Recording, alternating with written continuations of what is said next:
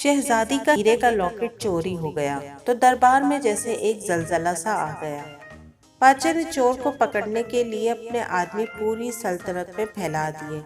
एक हफ्ता गुजर गया मगर चोर की निशानदेही ना हो सकी। बादशाह दरबार में परेशानी की हालत में बैठा था कि दरबारियों ने कहा कि एक किसान आपसे मिलना चाहता है। किसान दरबार में अपने गधे के साथ दाखिल हुआ तो बादशाह ने पूछा कि कौन हो तुम और ये गधा किस लिए लाए हो। किसान ने कहा कि ये गधा चोर को पकड़ने में आपकी मदद कर सकता है। दरबार में मौजूद सब लोग किसान की इस बात पर हंसने लग गए। बादशाह ने पूछा कि ये गधा कैसे मदद कर सकता है।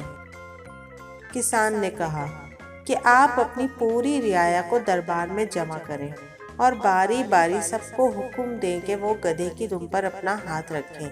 जब चोर गधे की दुम पर अपना हाथ रखेगा तब ये उसको जोर से लात मारेगा और यूं चोर की निशानदेही हो जाएगी।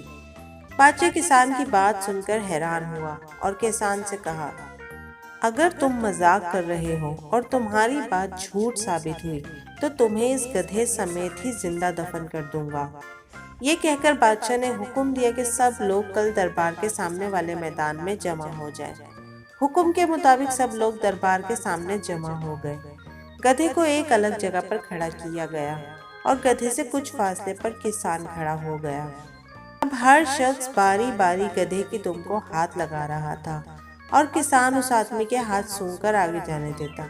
इसी तरह एक शख्स गधे की दुम को हाथ लगाकर आगे बढ़ा और किसान ने उसके हाथ सूंघकर कहा, यही चोर है, इसी ने शहजादी का लॉकेट चुराया है।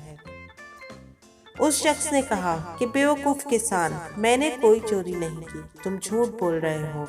किसान ने दरबारियों से कहा, ये शख्स ऐसे नहीं मानेगा, इसको उल्टा लटका कर मारो। किसान के कहने पर बादशाह ने हुक्म दिया कि इस आदमी को उल्टा लटका कर मारा जाए।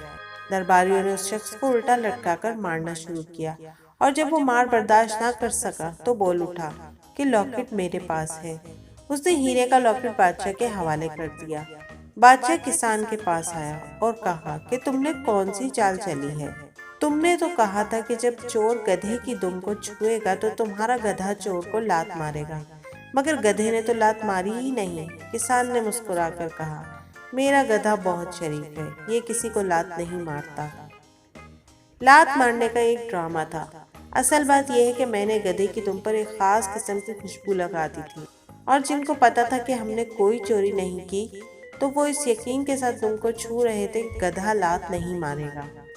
और जब मैं उनका हाथ सूंघता था तो मुझे पता चल जाता था कि किसने दुम को हाथ लगाया और किसने नहीं लगाया। जब इस शख्स की बारी आई तो गधे की लात और पकड़े जाने के डर से दुम को छुआ ही नहीं और इसके हाथ से कोई खुशबू ही नहीं आ रही थी। तब मुझे यकीन हो गया कि यही वो शख्स है जिससे लॉकेट चोरी किया है। बादशाह किसान की जहानत से बहुत मुतासिर हुआ और उसे बहुत सारे इनामात से नवाजा।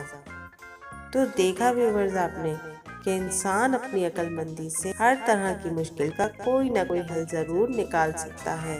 मुझे उम्मीद है कि आपको आज का ये प्यारा सा किस्सा बहुत पसंद आया होगा। अगर आपको मेरी वीडियो अच्छी लगी हो तो प्लीज़ मेरी वीडियो को लाइक कीजिए, मेरे चैनल को प्लीज़ सब्सक्राइब कीजिए। अगली वीडियो तक अपना बहुत सारा ख्याल रखिएगा। अल्लाह हाफिज़।